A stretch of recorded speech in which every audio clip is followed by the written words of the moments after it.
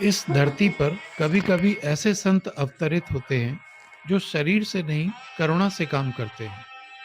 भक्तों, आज आप सुन रहे हैं नीम करौली बाबा का वह दिव्य प्रसंग जिसमें चलती हुई ट्रेन एक संत की इच्छा के आगे थम गई। साल था 1935 के आसपास। सुबह का शांत समय, हल्की सुनहरी धूप और एक साधु केसरिया वस्त्रों में लिपटा धीरे धीरे रेलवे स्टेशन की ओर बढ़ रहा था।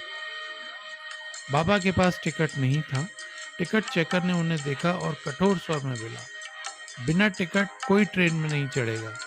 बाबा बस मुस्कुरा दिए, जैसे संसार की हर कठोरता उन्हें स्नेह ही प्रतीत होती है। ट्रेन सीटी बजाकर आगे बढ़ने लगी। धुआं उठा, पहियों की गड़गड़ाहट गूंज उठी और बाबा शांति से उसे जाते हुए देखते रहे, मानो उन्हें सब पता हो आगे क्या होने वाला है। लेकिन बस कुछ ही क्षणों में ट्रेन अचानक झटके से रुक गई। न कोई सिग्नल बदला, न कोई तकनीकी समस्या मिली। फिर भी पूरी ट्रेन ठहर गई। ड्राइवर ने इंजन खोला, गार्ड ने ब्रेक जांचे, सब कुछ ठीक था। यात्री एक दूसरे को हैरानी से देखते रहे। बिना वजह के ट्रेन कैसे रुक सकती है? हवा भी जैसे किसी रहस्य को छिपाए हुए थी। तभी किसी यात्री ने धीमे स्वर में कहा, जिस संत को उतारा गया है शायद वही कारण है। सबके चेहरे बदल गए। लोग समझ चुके थे किसी महापुरुष का अनादर हो चुका था। टिकट चेकर भागता हुआ बाबा के पास पहुंचा और हाथ जोड़कर बोला, महाराज कृपया ट्रेन में चलिए, हमसे भूल हो गई। बाबा फिर से मुस्कुरा दिए, जैसे उन्हें किसी उसी क्षण सब क्षमा कर दिया है। जब बाबा धीरे धीरे ट्रेन में चढ़े तो वातावरण मानो ठहर गया।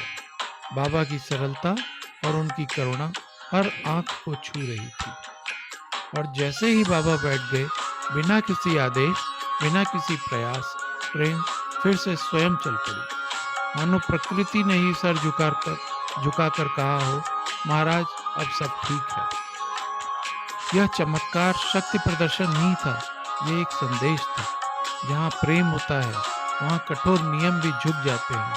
दयालुता ही सबसे बड़ी सामर्थ्य है। नीम करौली बाबा आज भी देह के पार चेतना से कार्य करते हैं। जिसने भी उन्हें पुकारा वो कभी खाली नहीं लौटा। ईश्वर करे बाबा की कृपा आप सब पर बनी रहे। जय हो नीम करौली बाबा।